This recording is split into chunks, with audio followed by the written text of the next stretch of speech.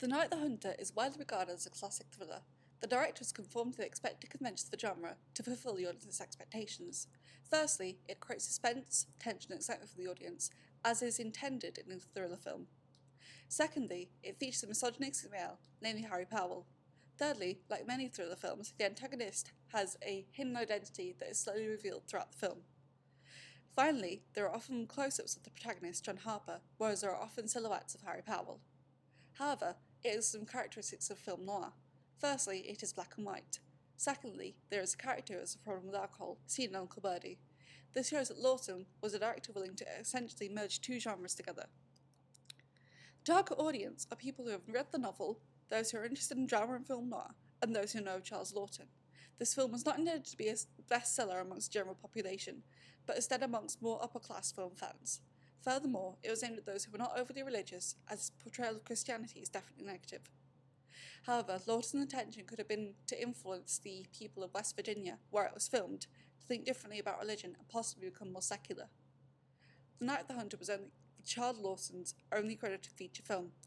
This could have been due to the fact that it was not a commercial success. He had lots of experience in directing Broadway shows, and perhaps after his first foray into directing a film went wrong, he decided to stick to what he knew best.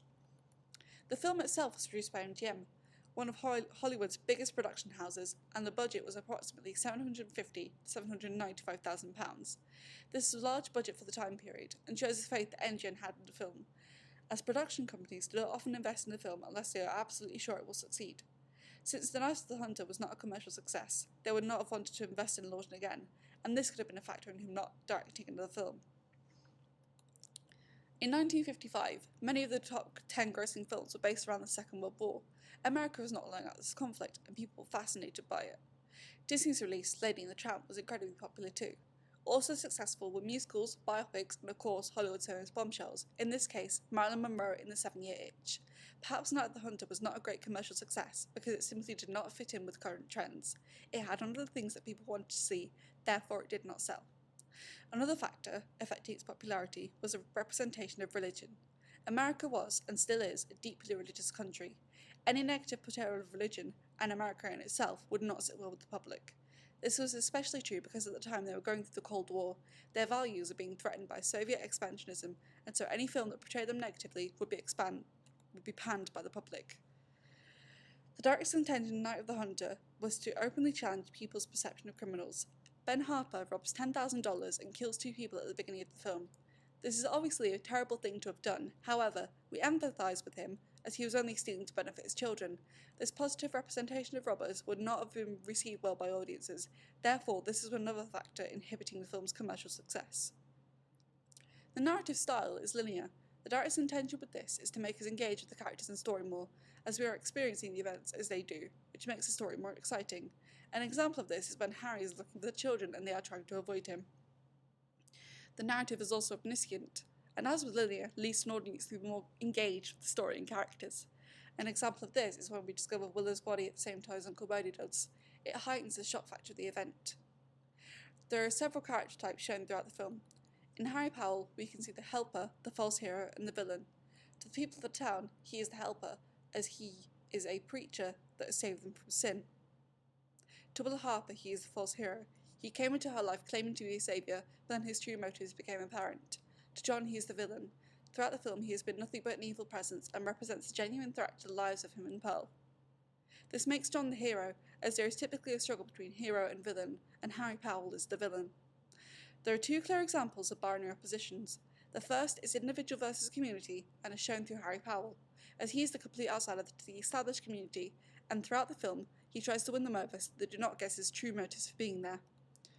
The second is male versus female, and this is most clearly shown in the lack of a relationship between Harry and Willow. He completely degrades her and insults her, including the line, "That body was meant for getting children, not for the lust of men," implying that her only purpose is to have children and nothing else. The director's representation of the themes in the film suggests an underlying message and intended reading for the audience. For example, the director has encouraged the audience to question traditional figures of authority and guidance, such as preachers. Harry Powell is generally a trusted man amongst the community, but behind the scenes, he is an abusive, psychotic criminal. In addition to this, John trusts Uncle Birdie throughout the film, and he seems to be someone that can be trusted. However, when the children are in desperate need of assistance, he is in a drunken stupor. The only representation of organised religion is Harry Powell, and he is an incredibly negative character. This is in contrast to Rachel Cooper, who teaches religion yet is not fully integrated within the structures of organised Christianity. She is a character who ends up saving the children. The director's intention with this is to make the audience question organised religion. The extract I've chosen runs from approximately 1140 to approximately 1640. At the beginning of the extract, John Harper's father, Ben, is hung. There is a close-up on Bart the hangman as he gets ready for work. The director's intention is to suggest that although he's the one killing Ben Harper, Bart will be affected by his death. The use of camera shows that he feels prejudice guilty for what he's about to do, as he knows that the children and their mother will be very vulnerable with no responsible man looking after them. John and Pearl are shown standing opposite a playground where other children are singing Hing Hang Hung, a children's song that appears to be sung every time a criminal is hung. The children are shot from a distance, and the audience sees it from the viewpoint of John and Pearl. The director's intention is to show how separated they are due to the crime their father committed. John and Pearl have grown up well integrated into the community, yet they are being ostracised, even by the children, due to something they could not control. There are then close-ups of a drawing a young boy makes of a man being hung, clearly a reference to the father, and then on John's face. There is no reaction shown, yet we as an audience know that it is deeply hurtful. The director implies that John is already trying to grow up too quickly and hide all emotion to appear much stronger than he actually is. Pearl is only shown in a mid-close-up by her brother's side.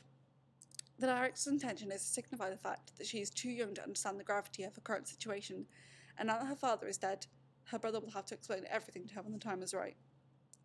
There are a few scenes in which the director uses editing to convey particular ideas, plot points, and messages. The first of these is when Willow is working in the ice cream parlour, and her colleague is talking to her about marriage and the fact that she needs a man.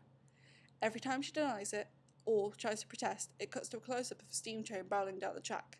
The quick jump cuts between the two pieces of footage is deliberate juxtaposition and creates tension, as it is implied that there is a link between these two events. The director's intention is to create increasing tension and fear, as well as a sense of a dramatic irony through deliberate foreshadowing.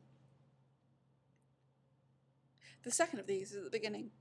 Rachel Cooper is teaching children about the teachings of the Bible. The background has been edited so they are amongst the stars. This is religious imagery of the heavens, which not only suggests that this scene is being retold by someone, but also that the characters we see are dead. Also in this scene, Rachel begins talking about false prophets and how to find them. During this, the camera focuses on the female corpse, then soon after, Harry Powell. The director's intention is to hint that he is a false prophet, but also that he murdered the woman and is driving away from the guilt of his crimes. It is a clear example of dramatic irony. Sound is used to influence the emotions of the audience. When John is telling a bedtime story to Pearl, besides his talking, there is silence. This is until Harry's shadow appears on the wall and Pearl gasps. There is a very tense silence as John checks to see what is going on. As soon as he has reassured Pearl and she is settled, Harry begins to sing. It is incredibly eerie, as there is no other noise but this man's voice.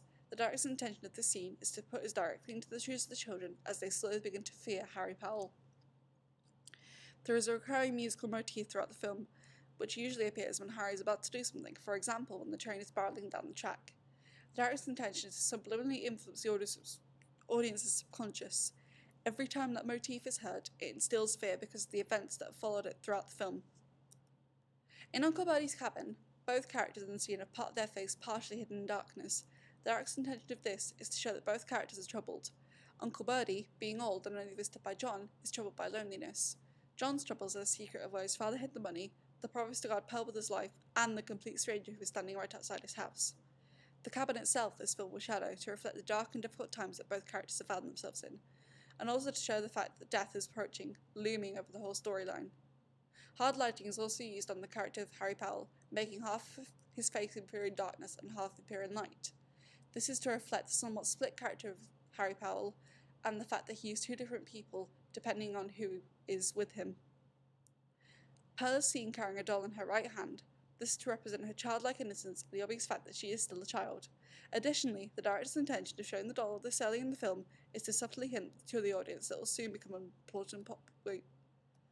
The camera focuses onto a small watch while Pearl asks, "Are you going to buy it, John?" This signifies that time is running out before Harry arrives. Pearl's question represents an offer to buy more time, perhaps from a higher power. John and Pearl are confronted by an older woman who is dressed quite elegantly with jewellery and fine fabrics. This shows that she is of higher status than them, possibly most of the people in their town, and likes to show it off.